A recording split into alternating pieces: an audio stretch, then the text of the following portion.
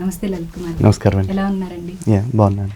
సావిత్రిబాయి పూలే జయంతి గురించి బ్రహ్మానందం గారు సభలో మాట్లాడడం జరిగింది. ఆయన మాట్లాడినప్పుడు అందులో కొన్నిటిని మీరు వ్యతిరేకించడం కూడా జరిగింది ఆయన మాట్లాడింది. కాకపోతే ఏంటంటే బ్రహ్మానందం గారు హిందుత్వవాది అన్నట్టు, ఆయన హిందూ మతాన్ని చాలా గౌరవిస్తారు అన్నట్లు మన వెంకటేశ్వర స్వామి ఫోటో డ్రా చేయడం కానీ ఇవన్నీ కూడా ఆయన హిందువునే అని చూపించుకోవడం జరుగుతుంది. ఆయన మాట్లాడింది ఎంతవరకు వ్యతిరేకించవచ్చు అంటారు? వ్యతిరేకించాల్సిన చోట అంటే తప్పు మాట్లాడినప్పుడు ఎవరైనా వ్యతిరేకించాల్సిందండి.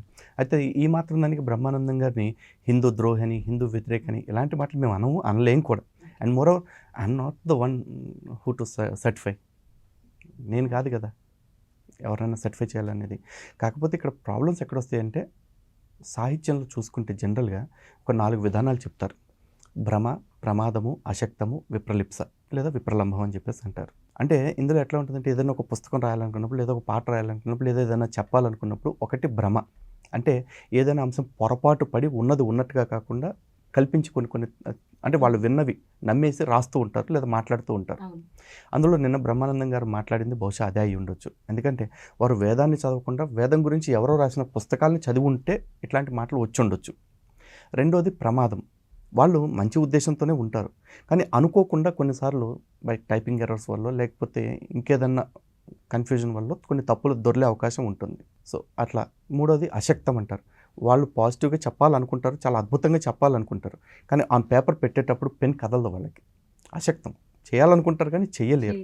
ఇంకోటి ఉంటుంది విప్రలిప్స అని చెప్పేసి. అంటే పండితులు వాళ్ళ అహంకారంతో ఉన్నది ఉన్నట్టుగా రాస్తే నా గొప్పతనం ఏంటి, కొంచెం మసాలా దట్టించి రాద్దాం అని చెప్పేసి అనుకుంటారు. అలాగే కదా గత సినిమాల్లో విలన్లు కూడా హీరోలు చేసుకున్నారు ఆ అహంభావంతో. సో ఇక్కడ నిన్న బ్రహ్మానందం గారు ఆ స్టేజ్ మీద ఉన్నప్పుడు బహుశా ఆ భ్రమ కారణం చేత, అంటే వారు ఒరిజినల్ పుస్తకాలను కాకుండా ఒరిజినల్ వాటిని అంటే అవమానించాలనో లేకపోతే వాటి మీద విద్వేషం పెంచాలనో ఎవరో రాసిన పుస్తకాలను బహుశా చదివి ఉండొచ్చు. కాబట్టి ఆ వేదిక మీద వెళ్ళినప్పుడు అట్లాంటి మాటలు వచ్చినాయని మేము అనుకుంటున్నాము. అది రెండోసారి జరగకుండా ఉంటే చాలు. వారి గౌరవం అంటే వారి పట్ల మాకు సంపూర్ణ గౌరవం ఉంది. ఎందుకంటే ఎంతోమంది భేద బెక్కి కావచ్చు, డబ్బున్న వాళ్ళకి కావచ్చు, అందరికీ irrespective of cost, creed, religion, వాళ్ళ స్టేటస్, ఆయన ఎంతోమందిని ఎంటర్టైన్ చేశారు. వాళ్ళ బాధలు మర్చిపోయేలాగా చేయగలిగారు ఆయన. Thank you so much. ధన్యవాదాలండి. నమస్తే. ఇది ఇవాల్టి ఇంటర్వ్యూ. ఇటువంటి ఇంటర్వ్యూస్ ఇంకా మరెన్నో ఆంధ్రప్రభలో మనం చూడొచ్చు. Thank you so much. Keep watching Andhraprabha.